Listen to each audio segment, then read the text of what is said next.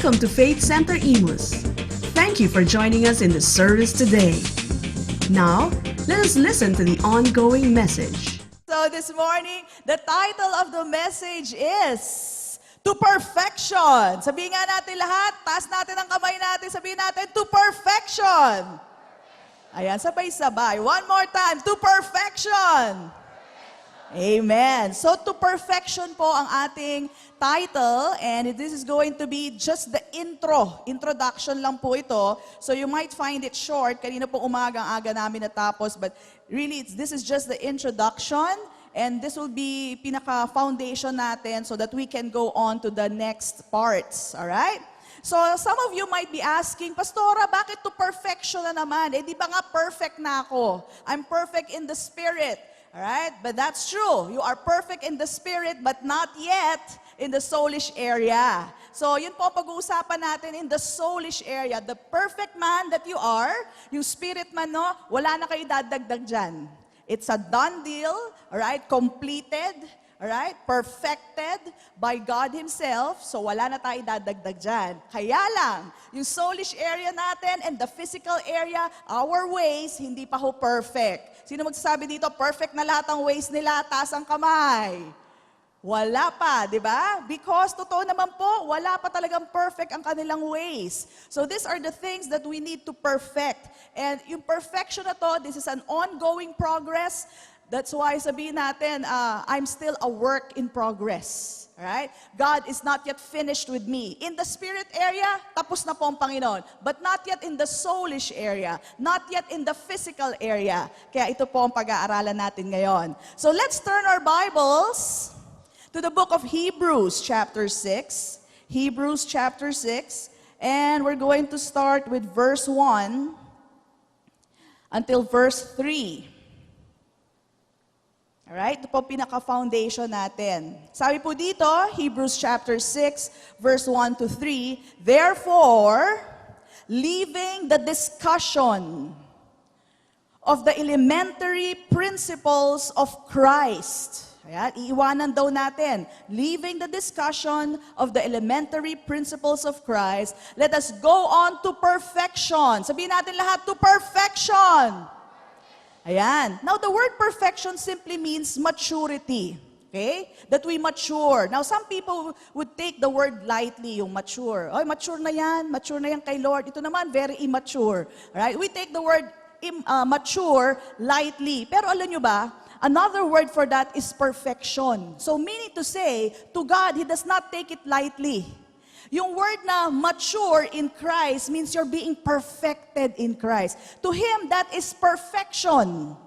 Alright? So, hindi lang pala basta mature na yan in Christ. Hindi, it is perfection in Christ. So, let us not take it lightly. Pag sinabi natin, uy, mature na yan in Christ, o nagmamature na siya in Christ, that means He's being perfected in Christ. Mataas pala ang turing sa salita na yon. So sabi dito, leaving the discussion of the elementary principles of Christ, let us go on to perfection. Let us go on to maturity. And then sabi dito, not laying again the foundation of repentance from dead works and of faith toward God and of the doctrine of baptisms, of laying on of hands, of resurrection of the dead, and of eternal judgment. Right? Huwag na daw natin ulitin yan. Huwag na natin ulit i-lay down na naman ang foundation na lay down na natin before. Let's not lay it down again. Alright? At sabi dito, and this we will do if God permits. This we will do if God permits. Alright? Alam niyo po ba, I have been wanting to teach on this scripture.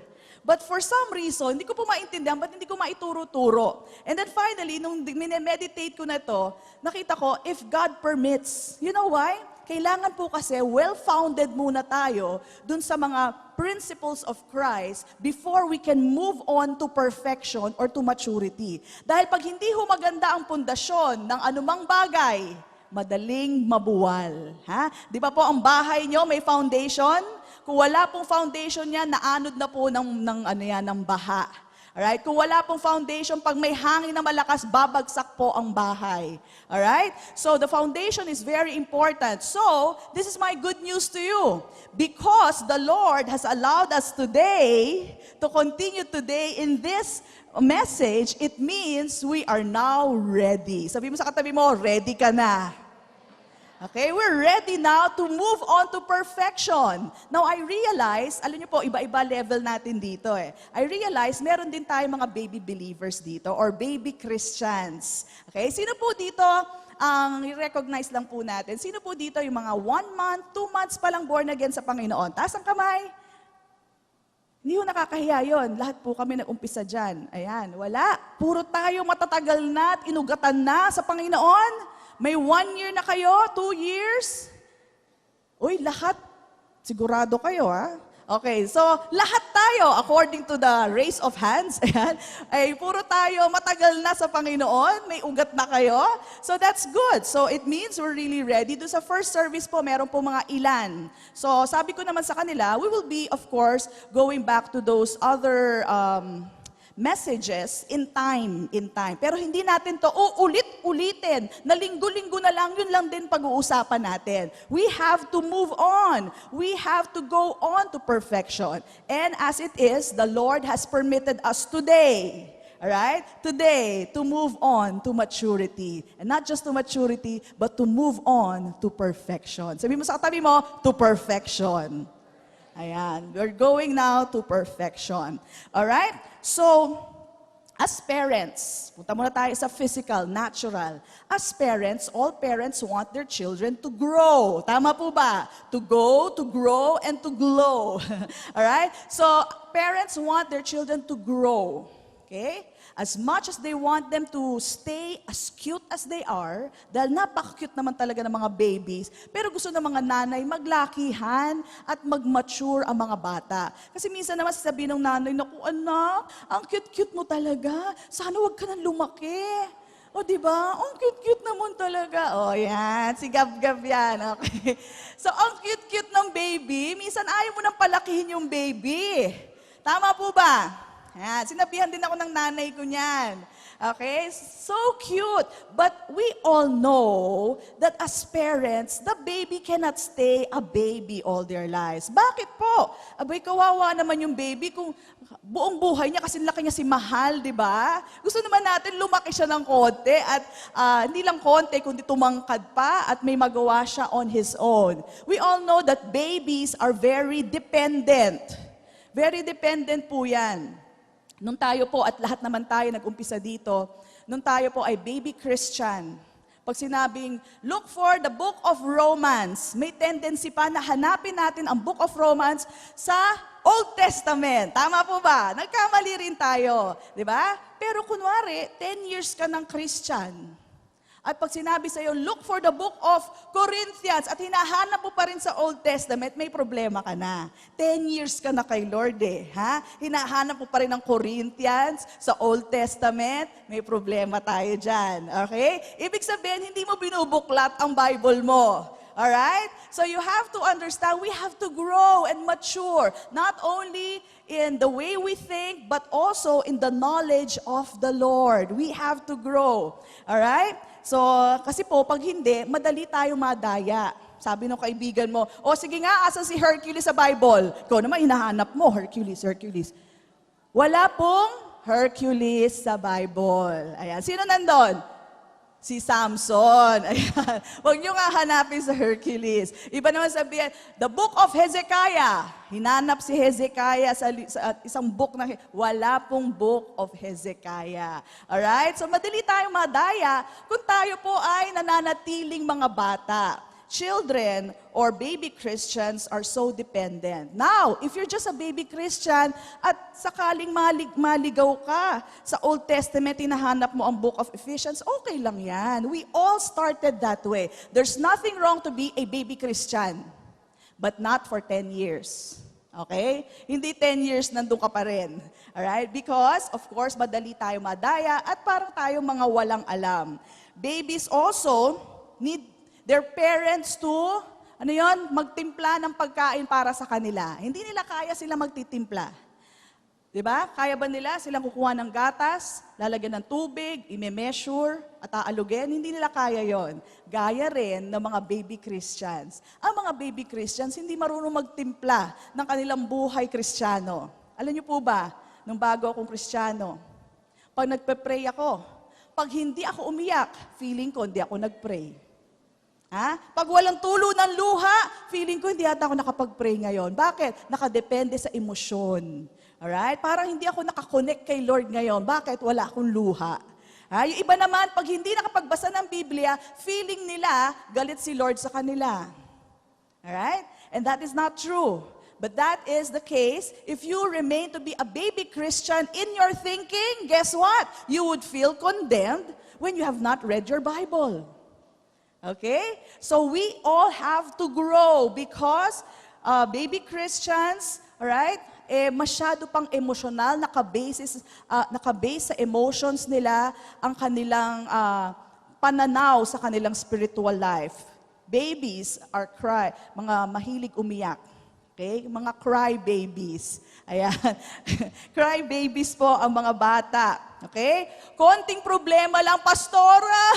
Tingnan mo yung ginawa sa akin ni brother, ni sister. Nagsusumbong na kagad. Pastora, ganito na naman ginawa sa akin. Pastor, tulungan niyo ako. Ayan. Yan ang gawain ng baby Christian. Konting ungot lang, di ba? Konting misunderstanding lang. Nagsusumbong na po sa pastor.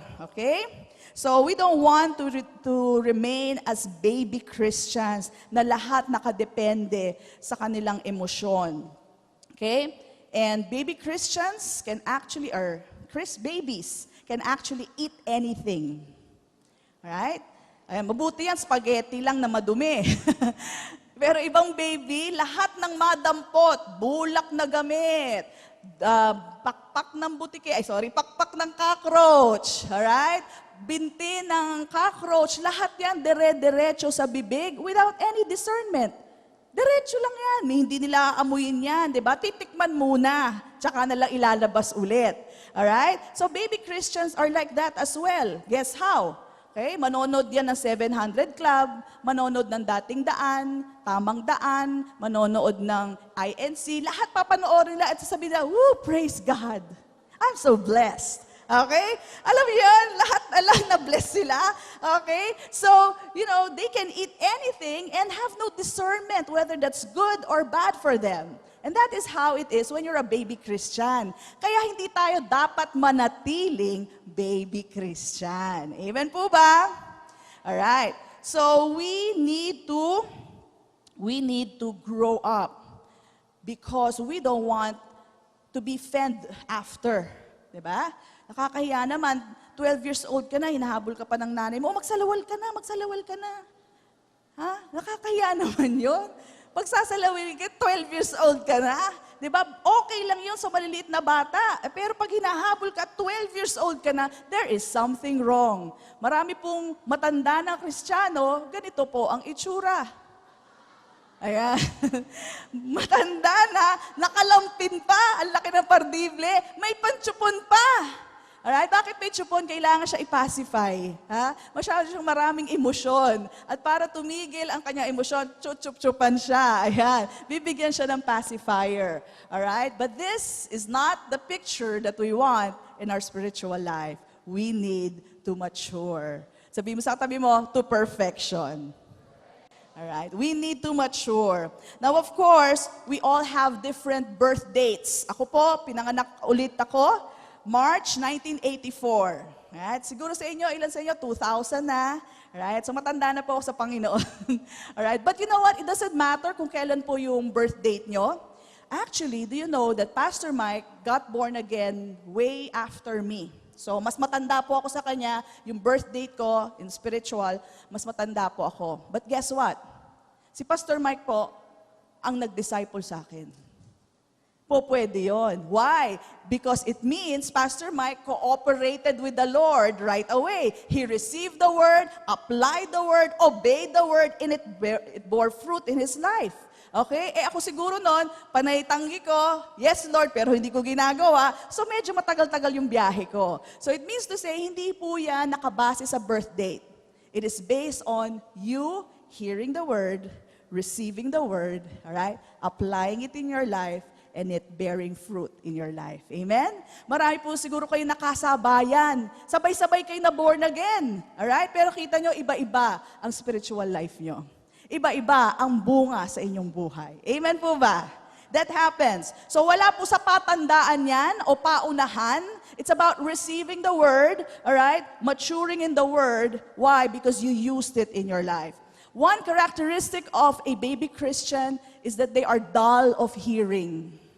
Okay? Ano yung dull of hearing? Mapurol ang pandinig. Wala silang interes makinig. So ano po solusyon? Maging interesado ka. Yun lang po yun. Put interest in the way you hear. Alam nyo, as I stand here, I see different kinds of faces. Meron nakapikit. Okay lang yan sa akin. Meron talagang very intent. Ha? Pag pumunta ako dito, yung mukha nila, nakaganon lahat. Pag nandito ako, nakasunod naman ganon lahat. At sumusunod-sunod lang sila sa akin. Ganyan. Sumusunod talaga. And you know, their eyes are fire. They really want to catch everything I tell them. Pag sinabi, kumbaga sa baseball, may tinapong ka sa kanilang high ball, kukunin nila. Pag low ball, kukunin nila. Pag pa-curveball, curveball din sila. Di ba? Alam niyo, marunong silang sumabay sa mensahe. Pero at the same time, may nakikita rin ako mga spaced out. Ano yung spaced out, pastora? Nakikinig sila pero nakagayon sila. And I wonder, ano kaya meron doon? Ako nang gusto sumunod. Ano ba meron doon? And then, of course, sabi ko nga, at least nandito sila. Baka naman may pinagdadaanan kayo talaga. Very judgmental kayo. Alright? Baka may pinagdadaanan. And I really don't mind, you know. At least nandito kayo. Baka may naririnig naman kayo kahit papano. But of course, I encourage you, 2 hours lang naman to, lahat-lahat na. Alright? So, listen. Hear the word of God. Why? Because hearing and hearing, faith comes, right? Faith comes by hearing and hearing by the Word of God. And it changes your life. Amen? Alam niyo po ba, meron ako mga mentees, mga minimentoran ko, and I tell them, I want your eyes fiery red, hot. Sabi ko sa kanila, gusto ko talagang excited kayo para pag batok sa inyo, salo kayo kagad. Yung ganong klase. You know, I really want them to receive so much. And I can pour out so much if you receive so much. But alam niyo po, ako tawag dito, sanay na po ako sa ibang klaseng muka. Ayan. Pero I've learned to encourage myself. Tinitingnan ko lang yung mga mukhang encouraging din. Kasi pag nakikita ko yung naantok, nadi-discourage ako. Kaya iniiwasan ko sila ng tingin. Alright? Iniiwasan. But that's encouraging myself. And that's what you do. When you stand here, huwag niyong titingnan yung mga natutulog, madi-discourage kayo, feeling nyo nakakaanto kayo. But actually, there are people who really wants to listen, who catches everything you say, alright? So praise God, tingnan niyo po sila, and that's how you encourage yourself, alright? Okay, so moving on. So let's now go to Philippians chapter 1. Okay, Philippians chapter 1. And ang katanungan kasi nagkukulang kaya si Lord kaya hindi ako nag-grow? Of course not. Hindi ho pwede magkulang si Lord. Ang pangyayari po is that you have a part in all this. You need to cooperate with God. You have to receive what He says. Alright? Sabi nga natin, no word, no transformation. One more time, no word, no transformation, all right? So you have to receive that word so that there will be transformation in your life. In Philippians chapter 1, 3-6, sabi po dito, I thank my God upon every remembrance of you. Ito po yung unang part. Always in every prayer of mine for you all, making request with joy, for your fellowship with the gospel from the first day until now. Bakit? Ito po ang sabi, being confident of this very thing. Kumpiyansadong-kumpiyansado po si Paul, being confident of this very thing, that He, that's God, which has begun a good work in you, will perform it, all right? Will perform the good work until the day of Jesus Christ, all right? So, the truth is, the Lord is working in all of us. Kaya nga sinasabi natin, I'm a work in progress. Ha? Huwag ka matitisod sa akin dahil ako'y binabago pa ng Panginoon. Amen? Right? Sasabihin mo, huwag ka matitisod, binabago pa lang ako. And kayo rin po, binabago tayo, no? So the Lord is faithfully working in all of us. Until when? Until the day of Jesus Christ. So hanggang pagdating ni Kristo, the Lord God is working on us. Right? So sino po may problema? Ang problema po is yung cooperation natin. Gaya nga po na sinabi ko sa inyo, matagal na akong born again, but I did not cooperate with the Lord.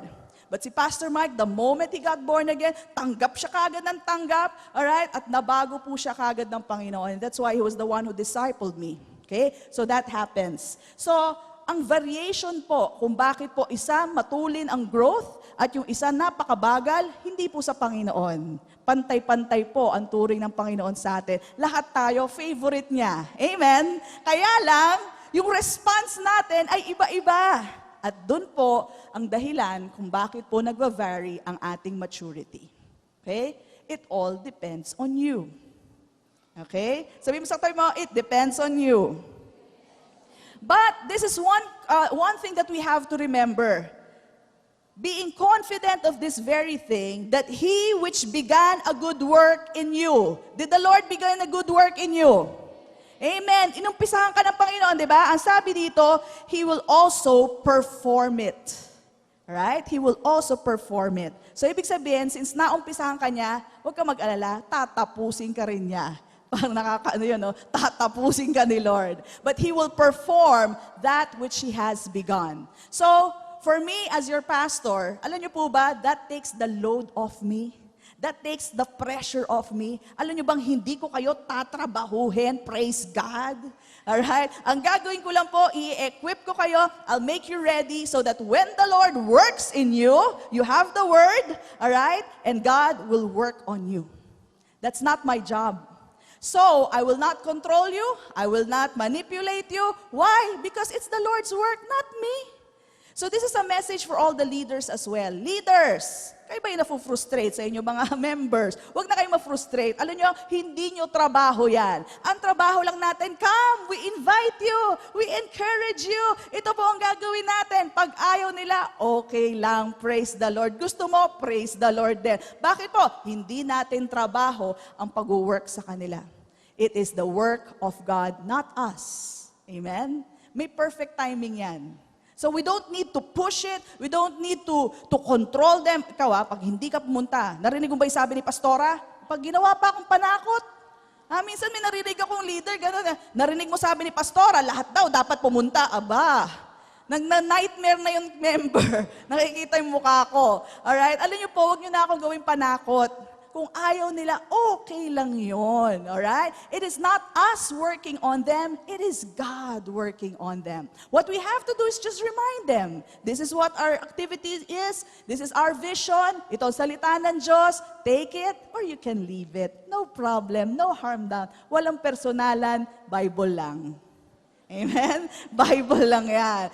Okay? So it's God working. So that takes a load, a lot of pressure off the leaders. Gawin nyo lang yung bahagi nyo to remind them, to encourage them, invite them, open arms to them. But aside from that, it's all God's work. So that at the end, all glory goes to God. Amen? Come on, bless the Lord. All glory to Him. Hindi tayo nagbabago sa tao. Ang Diyos lamang ang kaya magbago sa tao. Okay? So leaders, we are not to control. We are to encourage people. We are to lead them and not to force them. Okay? At wag niyo akong gagawing panakot. Kasi naririnig ko po talaga yon.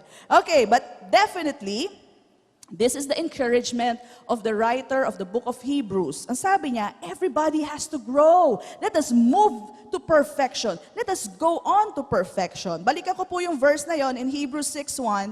Sabi po, therefore, leaving the discussion of the elementary principles of Christ, let us go on to perfection. Alright? Sabihin natin lahat, therefore.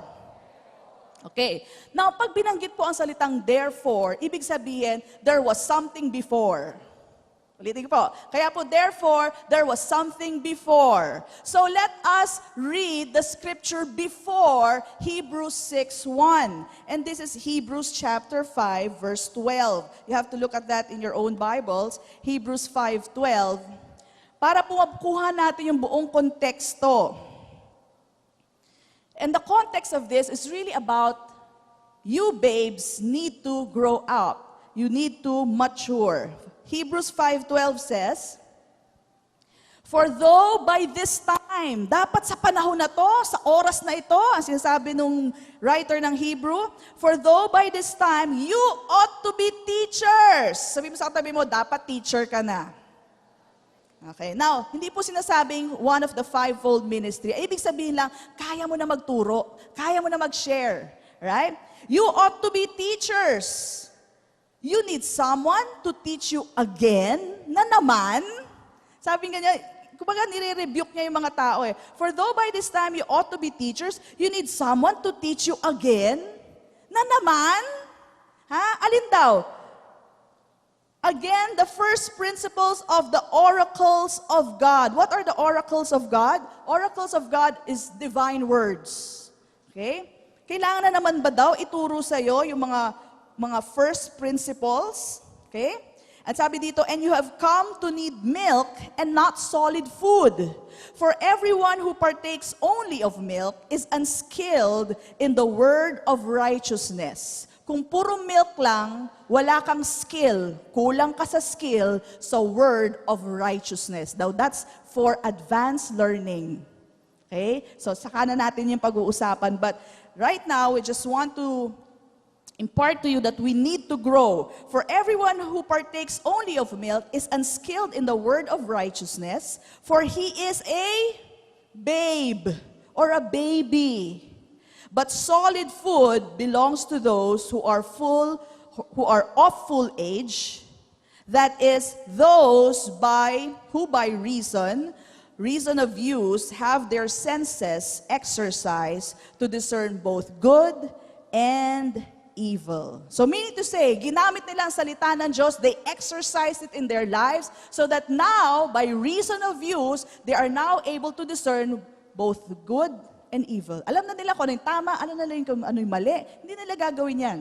Alright? Meron na silang discernment.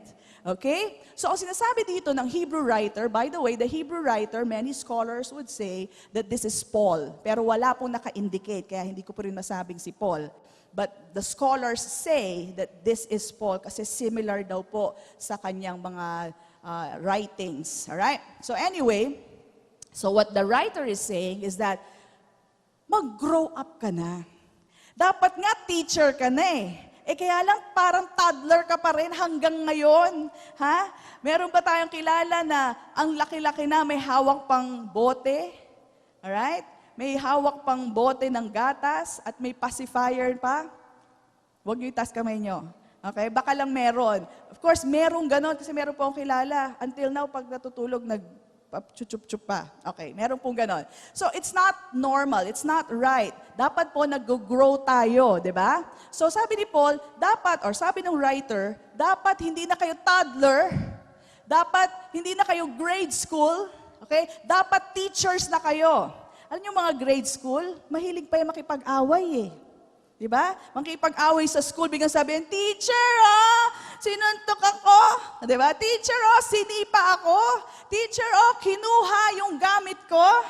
And that is the sound of Christians na hindi po nagmamature. Pastora, Pastora, itong ginawa sa akin. Okay? Meron naman, high school level na.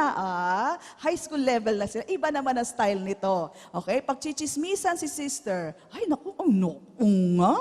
Ay, grabe. Ay, pag-pray natin si sister. Ayan. High school level yan. High school.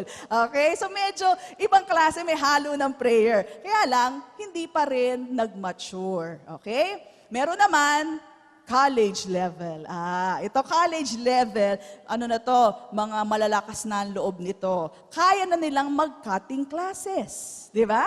O natatandaan niyo yung gawain niyo nun. Okay. Cutting classes. Bakit cutting classes? Ha? Oras ng service, asan sila? Andun sa cafeteria. Bakit sila nandun? Kasi alam ko na yung tinuturo ni Pastora. Narinig ko na yan. Paulit-ulit na lang yan eh. Okay? So andun sila cutting classes. Okay? So meron pong ganon college level, but hindi pa rin professional. Hindi pa umabot sa teacher level. Okay? College level. Meron pa ibang college level, ganito eh. Alam niyo yung namimiso? Pengi naman piso dyan, oh. Pengi piso. Di ba? Ganun malalakas loob nun. Ginawa ko rin yun nung college ako. Kakaya. Di ba? Kasi madaling humingi ng piso. Mamaya, 50 na, may pangmerienda ka na, di ba? Huwag niyong gagawin yon. Okay, so anyway, ginagawa yan ng mga college. They ask money ng tawag doon, namimiso, nangungotong. Nangungkotong. Ayan. So, ginagawa yan. Bakit? Malalakas na loob. Okay? At bukod doon, meron pa silang ganitong feeling, sino kaya ang magbe-bless sa atin? Uy, bro! Bless na bless ka, bro, Share your blessing naman. Libre mo naman kami. Sige na, ano ka ba naman? Para ka naman din nakikinig sa church. Mag-bless ka naman sa amin. Diba? May nanggaganon. Huwag po natin gagawin yun. Kung gustong mag-bless ng tao, dapat hindi ho natin pinipilit yung tao. Amen. Parang may tinatamaan ako sa inyo, Parang may kilala kayo, Okay? Hindi tayo namimilit para i-bless tayo. Okay? Kung gusto nila mag-bless, i-bless kayo. Kaya ayaw kayo i-bless kasi wala silang leading. Amen. Ayan. Kung bakit ayaw kayo i-bless. So, huwag kayo namimilit mag-bless. Alright? Sasabihin pa ng iba, ano ka ba? Give, so that it will be given unto you. May ganun pa, may quotation pa. Okay? Hindi ho natin gawain niya. Again, this is toddler, grade school, high school, college level. Pero sabi ng writer, be teachers. Ano ba teacher? Pagpasok niya sa klase, hindi umuupo at nagbabubble gum. Ang ginagawa niya, okay class, dapat responsible na, able to teach na. Alright? Responsible means to say ready to share, alright? Ready to impart. Yan na po ang trabaho natin. Hindi yung hanggang ngayon nangungutong pa tayo. Alright? So, that is the encouragement of the writer of the book of Hebrews. For though by this time, you ought to be teachers. You need someone to teach you again? Na naman? Okay? Iba, paano nga ulit yung again? Nagpapaturo ulit. Paano na nga ulit yon? Alam niyo ba, ang share lang natin, God loves you, He died for you, He paid for your sins. Again, paano na nga ulit yon? Hanggang ngayon, hindi pa ma-memorize yon. Alright? So we need to be able to impart those things already. You need to be teacher, someone who is responsible already, wanting to share, wanting to impart. Hindi yung tanggap na lang ng tanggap. Amen? Alright. So yan po ang exhortation of the book of Hebrew, right? And hindi na tayo dapat natitisod katulad ng mga ibang baby Christians. Word about tisod. Kung kayo'y natitisod pa, huwag nyo nang ipagmalaki. Okay? Yun lang po. Kasi minsan sabihin ako, alam mo ba, tisod na tisod ako sa ugali niyan. Okay? Alam niyo po ba, ang taong natitisod, ibig sabihin, meron pa kayong hindi ma-overcome. It does not define the other person. It defines you. It defines that it means you still need to walk more in love. Amen? So kung natitisod kayo, sarilinin nyo na lang. Okay? Huwag nyo na ipagmamalaki. Tisod na tisod. Talaga itong brother na ito, nakakatisod. Okay? Huwag nyo na pong ipagmalaki dahil it defines you. It does not define the other person. Amen? Amen po ba? Okay. Alright. So, there are a lot of things that we learn, okay, and have to unlearn. Sabi mo sa katabi mo, I am a work in progress. Okay, so lahat tayo, anda-anda lang. So iba-iba po. So kung may pagkakamali ang isa, magkaintindihan tayo. Sabi nga ni Pastor Mike, wag lang ikaw ang iniintindi, matuto ka ring umintindi. Amen. Praise God. All right, so let's have yan. So, how would we define babes? Okay, babes in Christ. Born again sila, kaya lang, they lack growth after the new birth. Right? They lack growth after the new birth. They are more concerned with self rather than service to others. Paano naman ako? Paano naman blessing ko? Paano naman ang pupuntahan ko? Ako paano ako? Okay, ganyan ang mga salita nila. Rather than thinking of others. Okay? Another thing about babes is that they're more concerned with arguments than action. Sabihin niyan, alam mo, bro, ganito dapat yan eh. Kasi mas maganda kung ganito. Ganito dapat ginawa nila.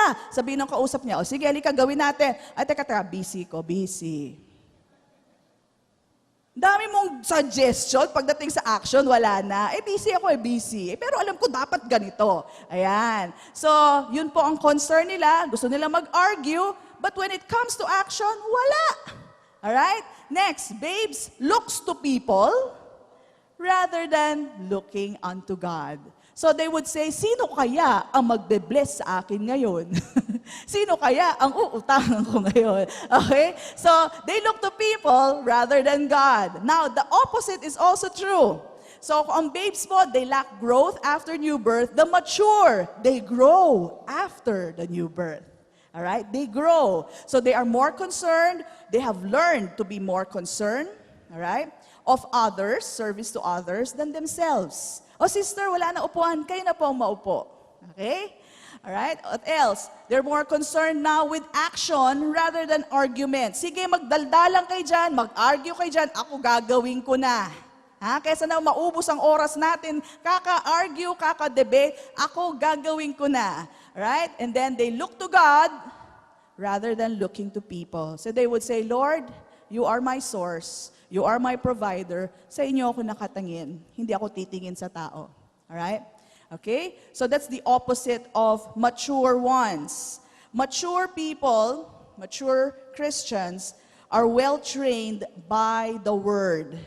And again, by reason of use, have their senses, pati po yung physical senses nila, exercised to discern both good and evil. They hear, they receive the word, and their lives are changed. And just like in school, they also have a report card. But this time, it's the report card of life. Ano yung report card of life? Ibig sabihin, kitang-kita ang ebidensya sa buhay nila. They don't have to say, tingnan mo grade ko. Ganda. Hindi nila kailangan gawin yon. Bakit? Kitang-kita ang ebidensya sa buhay nila. Now, when I say kitang-kita ebidensya sa buhay nila, huwag nyo kagad hanapan ng pera. Kasi naman minsan, say, successful, asan ang pera? Asan ang yaman? Yung kagad hinahanap, teka muna, prosperity doesn't just mean money, right? It's wholeness in everything. This person could just have a few peso in her wallet o sa kanyang account, pero may peace siya. Hello, mas maganda pa buhay niya kaysa dun sa maraming pera pero hindi makatulog dahil sa kanyang mga kaso sa buhay. Okay? So what I'm trying to say is, just like, let me give this illustration. When I was born again, college born again na po ako niyan eh. Ang pamasahe ko po ay 12 pesos. Sakto yun. Naku, sakto yun. Pag nahulugan ako ng 25, hindi na ako makakauwi. Okay? So, from Rosario, Pasig, hanggang UST, 12 pesos, sakto yun. Okay? Kaya lang alam nyo, nakaka-bless po talaga. I was a Christian back then, and I've learned to trust the Lord. Alam niyo po ba, pag umuwi ako, sobra-sobra pa pera ko. Saan galing? Nakapag-merienda pa ako noon. Lagi, hindi ako naghahanap na magbe-bless sa akin. Lagi may nagbe-bless sa akin. Lagi ako may nakakasabay sa sakyan, alright? Sa mga bus, alright? And they would treat me, ako na. Alright? So, titreat na nila ako, and I would always have 6 pesos left. May pang merienda ako kinabukasan. Alright? So what I'm trying to tell you is, you can have peace, alright? And that would be the report card of your life. Peace is that which tells about your life. Maski meron ng issue sa buhay mo, pero may kapayapaan ka, panalo ka. Amen? Hindi yung, meron nga, ang dami-daming pera, wala talagang kapayapaan eh. Hindi malaman kung saan lalagay ang pera, sa bathtub ba, sa bubong ba, hindi na malaman eh. Ang hirap nun, kala nyo? Okay, siyempre, kailangan mo itago. Sige. Okay, so, let's continue. So, the report card of life is when you have peace in your life. When you have peace in life. Even when there's storm raging in your life, but you have peace in life, then that is the kind of report card that you want in life. Again, Hebrews 5:12 tells us, for though by this time you ought to be teachers. This is the level of maturity that we need. Okay? that allows us to think outside of ourselves. Hindi yung puro ako, paano na lang ako, ang gagawin ko, ano ko, okay? Kundi, paano naman yung ibang tao. And you know what? When you sow in people's lives, more will come back to your life. Kesa nakafocus ka lang sa life mo, parang lalo kang nawawalan. But if you focus outward, then more will come in. Amen? The more you give, the more you receive. And that is true even in our maturity. Let's go to Hebrews chapter 6 once again. Hebrews 6, 1 to 3. It says here, therefore, leaving the discussion. Sabihin nga natin, leaving the discussion. So, iiwanan daw natin ang diskusyon. Hindi natin itatapon, hindi natin kalilimutan, hindi natin to i-reject, but we will just leave the discussion of the elementary principles of Christ. Let us go on to perfection. Ito sabi lang, therefore, let us leave the elementary teachings. It's basically the same. So, iiwanan lang natin, pero hindi natin to itatapon. We are not to lose, we're not to forget, we're not to despise the foundational truths. Instead, we are to build on these truths. Okay? How many of you knows that the foundation is very important? Okay? Very important yan. Katulad ng mga babae, pag hindi kayo nag-foundation muna, syempre para yung kalsadang bako-bako muna, sorry. Okay? Hindi pa maayos. Para magkaroon kayo ng magandang, kumbaga, picture, perfect looking, kailangan muna may foundation. But again, in buildings, dito natin makikita how important it is. If there is no foundation in any building, andali pong bumagsak. Okay? In fact, I'd like to show you a picture. Can we have that picture? Okay? Of this. This is 13 floors na building. 13 floors po yan. Sa China po yan. Now, what the contractors and construction, kung sino man mga gumawa nito, okay, did was that since hindi naman daw nakikita ang foundation, hindi nila binilagyan ng foundation. In a closer view, makikita nyo lang may nakatusok lang ng mga bakal sa ilalim. Pero basically what they did is that they placed 13 floors on top of the ground. That's it. You know what happened? May malakas na hangin na dumating sa China. Bagsak, buong buo, 13 floors. Mabuti na lang, wala pang nakatira. Okay? Bumagsak po yan, dire-diretso, buong buo. Tingnan nyo naman, napakatibay ng buong building. Kaya lang, because walang foundation, no matter how strong the building is, no foundation, it will fall flat to the ground. Amen? So this is how important the foundation about the elementary principles of Christ is. Napaka-importante po. Kaya nga po, hindi natin itatapon ito, hindi natin kalilimutan, right? Rather, we will build on it. Okay? Just like this, ito walang pinagpatungan na foundation kaya bumagsak. Pag tayo po'y naka-found kay Jesus Christ, who is the only foundation, it will not fall. Alright? The reason why we are allowed to go on to perfection, why we're now discussing this, is because we have been given a go signal. Sabi mo sa katabi mo, ready ka na. We're ready to go to perfection, alright? Ibig sabihin, na-build na mabuti ang foundation natin that now we can move on. But we cannot stay just year after year just talking about the foundational truths, about laying on of hands, about repentance to dead works. Hindi na natin dapat ulit-ulitin. Sabi nga, do not lay again the foundation. Okay? Huwag ulit-ulitin. Wala pong iniwan yan sa school. Ang foundation po sa math is what? Counting numbers. You cannot do away with without counting numbers. Dapat alam mo yan. Pagkatapos, addition, subtraction. Very basic. Hindi ka pwedeng pumunta sa multiplication at division ng walang addition, subtraction, and counting numbers. Tama po ba? Okay? So, you cannot go to algebra, you cannot progress to physics, chemistry, hindi nyo magagawa yan kung walang addition, subtraction, and counting numbers. But let me tell you, kung taon-taon na lang, grade 5 na kami, ma'am, addition pa rin? Ha?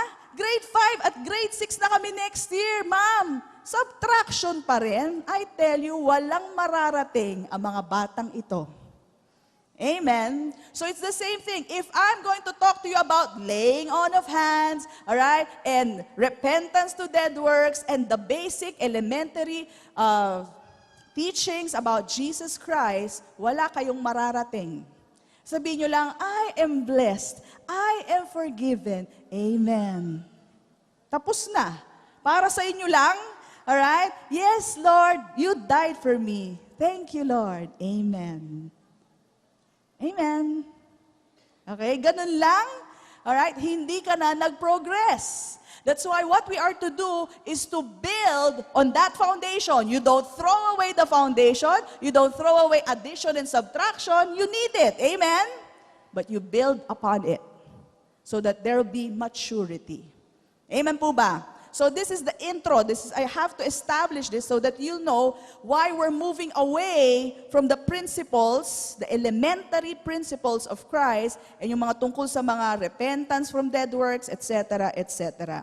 Okay? Let's go now to 1 Corinthians chapter 3. 1 Corinthians chapter 3, verse 10 to 11. Okay? So let me read it here. By the grace God has given me, I laid a foundation, sabi ni Paul, as an expert builder, and someone else is building on it. But each one should be careful how he builds, for no one can lay any foundation other than the one already laid, which is Jesus Christ. So ang only foundation natin is none other than Jesus Christ. And you have to build on the foundation who is Jesus Christ. Hindi mo pwedeng dagdagan yan. Okay? Hindi mo pwedeng sabihin Jesus Christ and John Maxwell. Okay? Hindi pwedeng idagdag Jesus Christ and Dr. Arthur MacArthur. Ha? Hindi nyo pwede idagdag ang sinabi na, kasi may mga religion na ganyan, di ba? Jesus Christ and the Book of David. Alam niyo yun? Jesus Christ and an angel. Are you familiar with what I'm talking about? May kasama silang ibang foundation and they base teachings upon what that angel said, about what that other prophet said. Okay? Yun po ang kanilang basis. Tayo po, our only basis is Jesus Christ, none other. Amen? And great is that foundation. Great is that foundation. Very strong foundation. You build on Jesus Christ. But we have to be careful. Kasi dapat lahat nakabase kay Kristo. So how does it work? Sabihin mo ngayon, praise God, Jesus Christ has forgiven me, has paid for all my sins. Therefore, I can share the gospel without any condemnation. Though I might sin, but praise God, Jesus Christ paid for my sin. I can share the word of God without people condemning me. Amen. I can do all things through Christ Jesus. Amen. And I can give without worrying. Why? Because Jesus Christ will supply, will provide for all my needs. That's how you build on the foundation that is given us. Come on, bless the Lord. That's how you build on it. Okay? So we have to be careful. There's only one foundation, and that is Jesus Christ. Now, let me tell you, Jesus Christ, alam niyo po ang foundation, hindi po nakikita kasi yan. Di ba nasa ilalim yan? It's only in heaven that you will see na hindi po nakatago ang pundasyon. Kita po doon yung foundation, yung mga iba-ibang precious stones. But here on earth, the foundation will not be seen, okay? But will always be there. Hindi pwedeng mawala. Hindi pwedeng dito ka gumawa ng foundation, dito ka magtatayo ng first floor, second floor, third floor. At hindi rin po pwede na puro foundation na lang, taon-taon na lang. Okay, foundation this year, next year another foundation, next year another foundation. Anong klaseng building yan? Yan ang foundational building. Bakit foundation? Kasi puro foundation. Bakit puro foundation? Kailangan matibay. Okay, hindi po pwede yun. Because why? It will be useless to us. Walang rooms, walang CR, walang offices na pwede magamit. What is it to you? It's just foundation. Okay, so it's useless. It becomes useless if it's all foundation. Okay? So we just build on the foundation. Now let me tell you, Christ is not insecure. He's the most secure there is. Okay? And let me prove that to you. Last scripture, please. In the book of John, chapter 14, verse 12, I'll just read the first part. Sabi ni Jesus, "Verily, verily, I say unto you, he that believeth on me, the works that I do," all right, the works that I do, shall he do also. And greater works, sabihin natin lahat, greater works. Greater works than these shall he do, because I go unto my Father. Okay? Now, if you hear that well, you know that these are words of a very secure person. Okay? Parang sinasabi niya, aalis ako pero kung naniniwala ka sa akin, nakita mo itong mga ginawa ko, mas matindi pa dyan ang kaya mong gawin. Hindi niya sinasabi, ako lang ang great, ha? Wala nang ibang greater pa sa akin, ha? Bawal kayo lahat. Pag wala pangalan ko dyan, di mo binanggit, wala yan, di yan gospel, ha? Kailangan nasa sentro palagi ako niya. Kailangan yung pangalan ko, matunog na matunog. Okay? Hindi ho siya ganyan. Sabi nga niya, I'll be out of the way. But guess what? Since you believe in me, greater works than this shall you do. Alright? He is a very secure person. Hindi niya sabihin, kailangan nandiyan yung pangalan ko. Ha? Pag hindi niyo binanggit ang pangalan ko, wala yan. Okay? Hindi po siya ganon. He is very secure. In fact, he'll be out of the way. And he said, you take the stage, and greater works than these shall he do. Why? Alam niya, you believe in him. He's so secure. You believe in him. He knows all power, all the Holy Spirit, the Holy Spirit comes from him. So hindi siya insecure. All right? So I believe with all my heart that we can move on and we are ready as a church to go on to perfection. Leaving the elementary, yung elementary lang naman po, elementary principles of Christ and going on to perfection. Sabihin natin lahat, to perfection. Sige pa, isa pa beses, to perfection. Taas po natin ating kamay. At sabihin natin lahat, to perfection. Okay, stay that way, taas niyo po, and let me declare this over you. And I am confident of this very thing, that he who began a good work in you will perform it until the day of Jesus Christ. Amen? To perfection. Amen. Palakpakan po natin ang Panginoon. Praise God. We're ready for it. We're so ready for perfection, to mature and to grow in Christ Jesus. Amen. Thank you for watching the video. We hope you have learned principles from the Word of God that will change your life forever. Our messages are available in DVD and audio formats. You may contact us at the following phone numbers: 046-471-3516 and 046-515-7459. If you want to sow to assist us in proclaiming the gospel, you may deposit to Jesus Faith Christian Fellowship, BPI Savings Account Number 1283-139235, Nueno Branch, Imus, Cavite. Or you may visit us at our church,